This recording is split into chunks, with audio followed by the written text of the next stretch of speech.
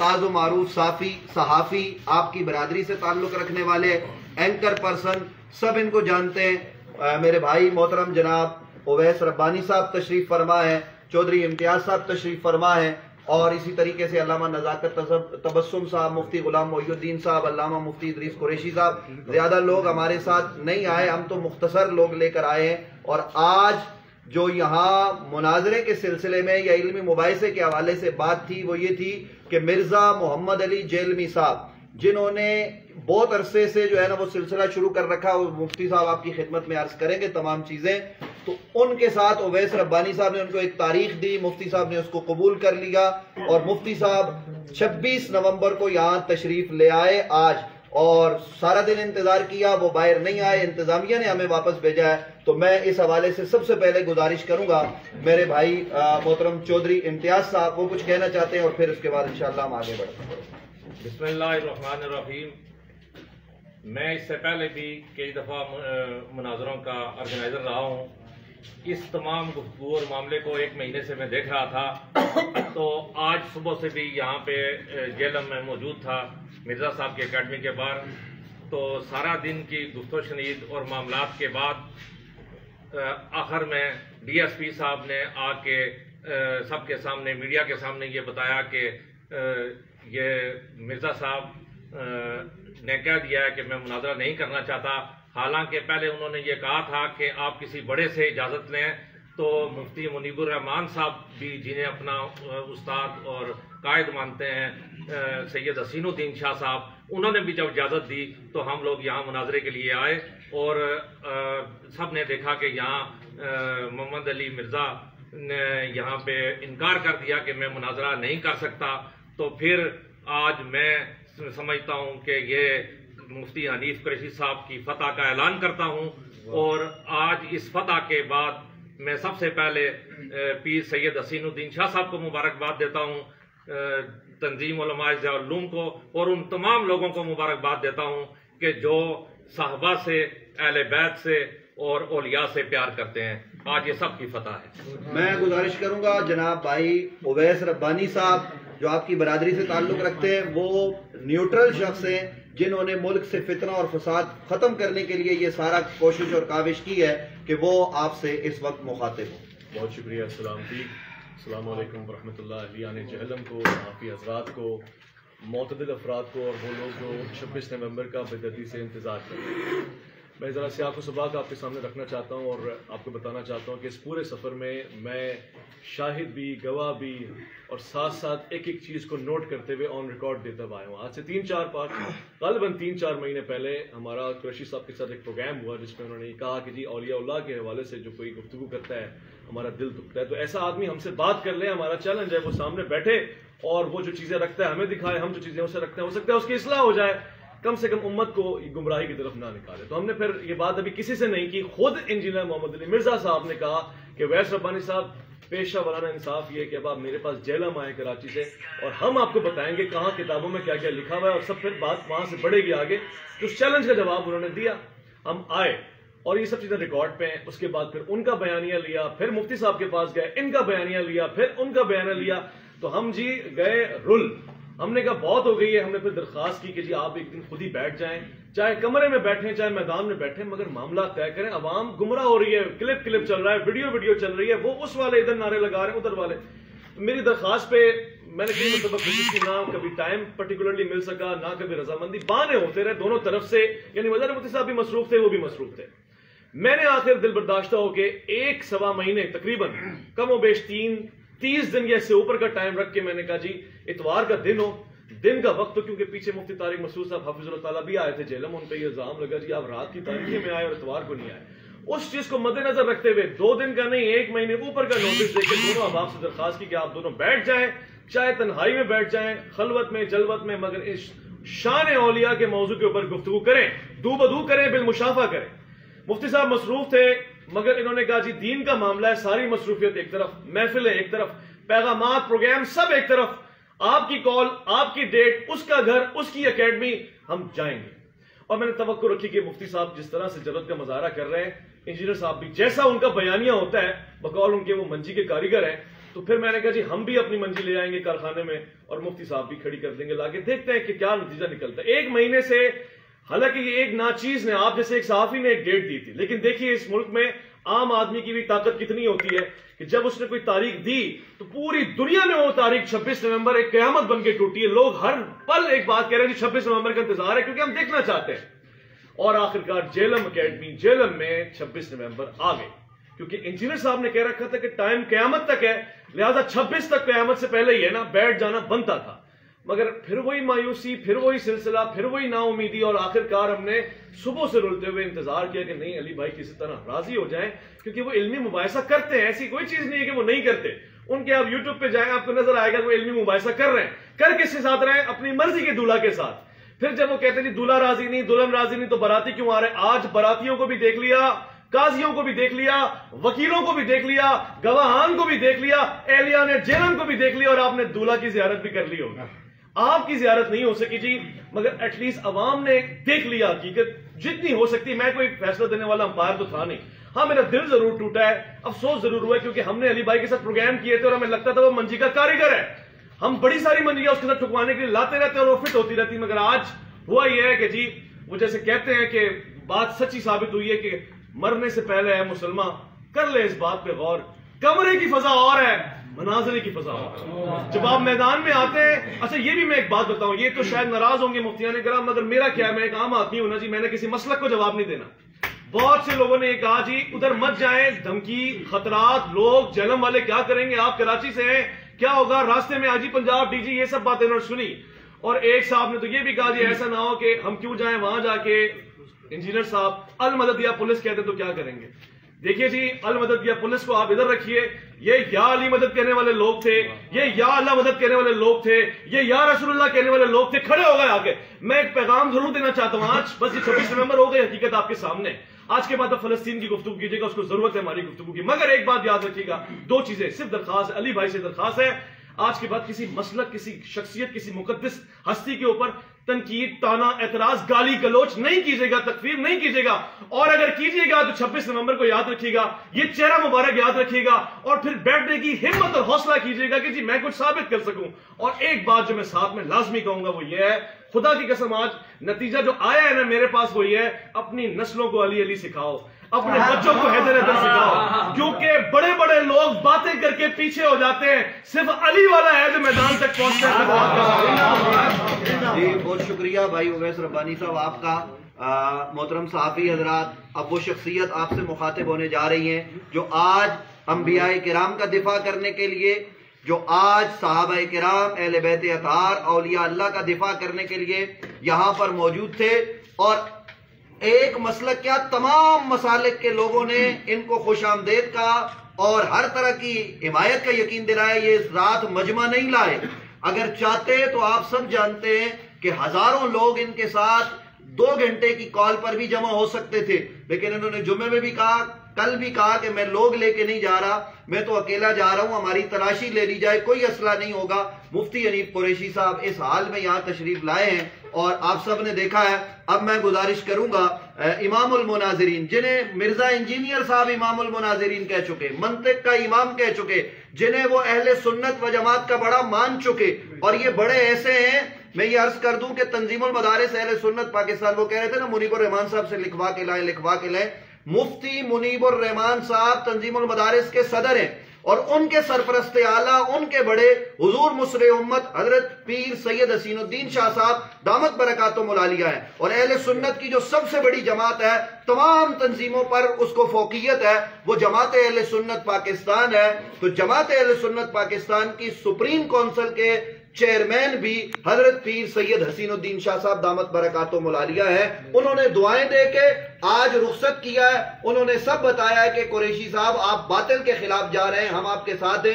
تو میں گزارش کروں گا حضرت قبلہ مفتی محمد حنیف قریشی صاحب سے کہ وہ آپ صحافی حضرات سے اس وقت مخاطب ہیں. بسم اللہ والصلاۃ والسلام علی رسول اللہ. آپ جملہ صحافی حضرات کا شکریہ, قبلہ سید خلیل شاہ صاحب جو وکلاء یہاں تشریف فرمائیں, آپ تمام احباب کا شکریہ. ساری صورتحال آپ نے بھی دیکھ لی ہے, اور بہت ساری باتیں میرے سے پہلے تینوں دوستوں نے بیان کر دی ہیں۔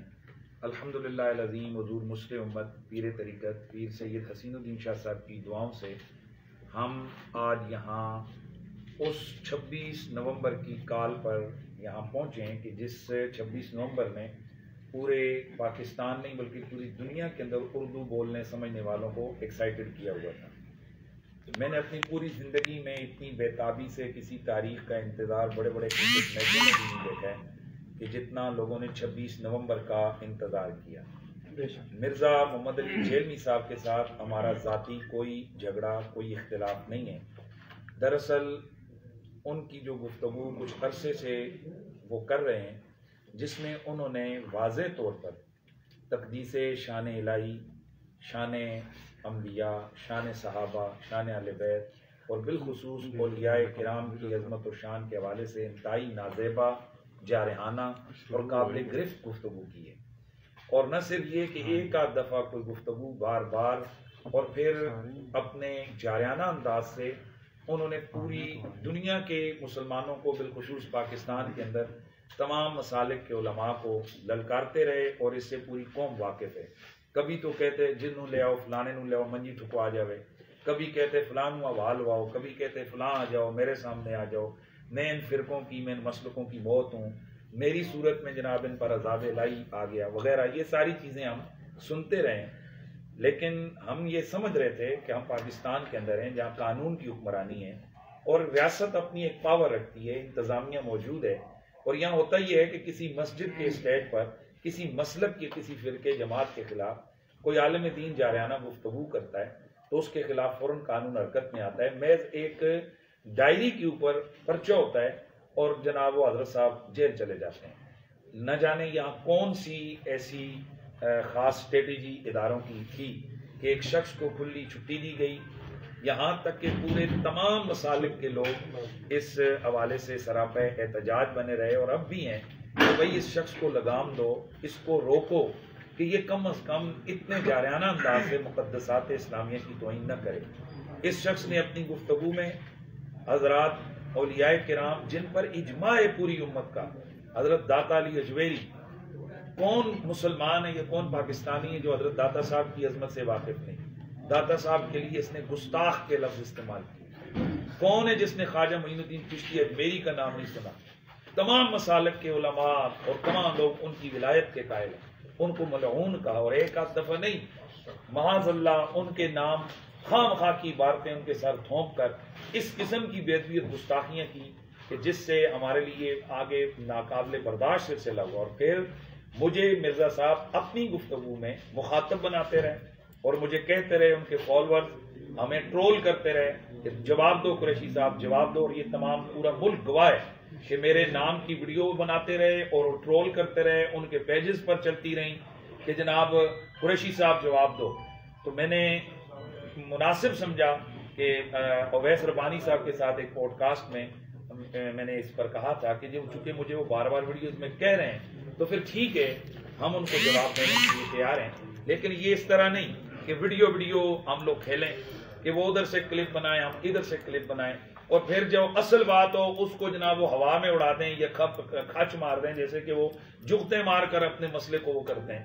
اس کا طریقہ کار ہوتا ہے جیسے ایک پورا علم المناظرہ، اس کی روشنی میں مباحثہ ہو، اور ان کے بقول کہ میں نے لاکھوں لوگوں کو، میری ویڈیوز نے ذہن ان کا چینج کیا۔ اس کا مطلب ہے کہ لوگ ویڈیو دیکھ کر خود انالائز کر لیتے ہیں کہ بھئی یہ کس کی بات صحیح اور کس کی غلط۔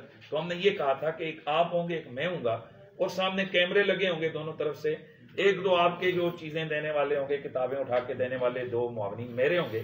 بے شک بند کمرے میں آپ میرے پاس آئیں، میں نے 50 لاکھ تک کی سیکیورٹی بانڈ جمع کروانے کا کہا تھا کہ آپ کا بال بھی کا نہیں ہوگا، میرے پاس آپ پنڈی تشریف لائیں، میں پوری سیکیورٹی کی ذمہ داری میری۔ لیکن ان کی طرف سے آیا نہیں، مجھے تھریٹس ہیں، اور واقعی ان کے لیے مسائل ہم نے دیکھے ہیں کہ ان پر قاتلانہ حملہ ہوئے، اور ہم ان قاتلانہ حملوں شملوں کے ہم قائل نہیں ہیں۔ یہ تو بزدلوں کا کام ہے اس طرح سے یہ کرنا کہ جناب والا معاملات اس طرح ہوں، میں ان کے ہم بالکل قائل نہیں ہیں۔ تاہم ہم ان کی اکیڈمی میں ہم خود آئے، اور محترم اویس ربانی صاحب نے جیسا کہ آپ سب لوگ جانتے ہیں 26 نومبر کی تاریخ دی تھی، اس تاریخ پر گو کہ انہوں نے ابتدان ہم سے بھی نہیں کہا تھا، انہوں نے کہا یار یہ ختم کرو، لوگ مجھ سے تنگ کر رہے ہیں, مجھے پوچھ رہے ہیں کہ تو نے کہاں لگایا معاملہ, کدھر چھوڑی ہے تو نے وہ بحث کا اینڈ نہیں کیا. تو انہوں نے جو 26 نومبر کی تاریخ دی تھی اس پر وہ کہ ابتداءً ہم سے انہوں نے رابطہ نہیں کیا تھا, لیکن ہم نے ویلکم کہا کیونکہ ہمارا من سچا تھا اور ہمارا یقین ہے کہ جو چیزیں باتیں انجینئر مرزا محمد علی صاحب نے لوگوں کو بتائی ہیں وہ سب جھوٹ, سب فراڈ, دھوکہ اور بے شمار چیزیں انہوں نے الزامات لگائے ہیں اولیاء کرام پر. اور اسی لیے ہم آج آئے تھے کہ وہ ہمارے سامنے بیٹھیں اور وہ اپنے موقف کو ثابت کریں. تو انشاءاللہ میں نے یہ اعلان کیا تھا کہ میں ان کا فالوور بن کے اٹھوں گا, اسٹوڈنٹ بن کے اٹھوں گا, اور میرے ساتھ جو لاکھوں لوگ پوری دنیا میں وابستہ ہیں وہ سب ان کے مرید ہو جائیں گے, وہ سب ان کے ساتھ چلے جائیں گے. اور لیکن آپ نے سب نے دیکھ لیا کہ جیسے ہمیں سارے لوگ کہہ رہے تھے کہ یہ مرزا صاحب فرار ہو جائیں گے, اور بالکل آپ کے سامنے کہ آج مرزا صاحب باوجود کوشش کے ہم نے ان کے تمام راستے بند کیے ہیں کہ بھائی آپ پہلے انہوں نے کہا تھا کہ میرے پاس جنرل سے لے کر وزیر اعظم سے لے کر کوئی عام آدمی تک 9 بجے تک میری اکیڈمی میں آئے تو وہ ویلکم. ہم 9 سے پہلے آئے لیکن ہمیں اندر داخل نہیں ہونے دیا گیا, اور پہلے انہوں نے ہم سے کیمرے اور موبائل وغیرہ لے لیے, بند کر دیے, نئی ویڈیو بنانے دی. تو ہم نے احتجاج کیا کہ تم ویڈیو بناؤ اور ویڈیو کے ذریعے سے کھیلو تو وہ صحیح ہے. اور ہم جب آئیں اور اپنا ثبوت رکھنے کے لیے کہ ہم آئیں ویڈیو بنائیں تو پولیس نے بھی ابتداء ذرا سختی کی کیونکہ ہم صرف 5-6 لوگ تھے. تاہم بارازاں ہم نے تحریراً اور بار بار کی ان کے لوگ آئے, ان کو بتایا, مرزا صاحب کو بتائیں, تحریر لکھ کر دی کہ یہ ان کو دے دیں, ہم نیچے کھڑے انتظار کر رہے ہیں. پھر ضلع کی انتظامیہ وہاں پہنچی, ڈی ایس پی صاحبان, ایس ایچ او صاحبان, پوری ضلع کی انتظامیہ وہاں گئی, اور انتظامیہ نے ان سے بار بار کہا جی کہ آپ ان کو کیا جواب دیں گے. ان کا پہلا جواب آیا کہ ہم ابھی ہمارا لیکچر ہو رہا ہے اور اس کے بعد ہم کریں گے. بعد ازاں مرزا صاحب کی طرف سے آپ تمام لوگوں نے دیکھا کہ ڈی ایس پی صاحب نے خود کھڑے ہو کر اعلان کیا کہ مرزا صاحب نے کہا کہ جا کر ان کو بتا دیں کہ میں کسی قسم کا کوئی بحث, کوئی مناظرہ, کوئی کچھ بھی نہیں کرتا. ہمیں تو یہ تھا, میں ایکسپیکٹ کر رہا تھا کہ ویسے میں نے کبھی مرزا صاحب کے والے سے بدتمیزی یا اس طرح نہیں کی ہے کہ وہ میں بلاتے, اکرام کرتے, چائے پلاتے, تھوڑی تھوڑی بحث ہوتی, اور اگر اور زیادہ نہیں تو شرائط طے کرتے. پھر میں نے یہاں تک کہا تھا کہ ہم چاہتے ہیں کہ یہ مسئلہ حل ہو. وہ ڈیٹ اناؤنس نہ کرتے بلکہ میرے کان میں کہہ دیتے کہ یار ہم آپ کو فون کر کے تاریخ دے دیں گے, صرف ویڈیو بنے گی, بعد میں ہم اپلوڈ کریں گے, لوگوں کو پتہ چل جائے گا کہ یہ مناظرہ ہو چکا ہے.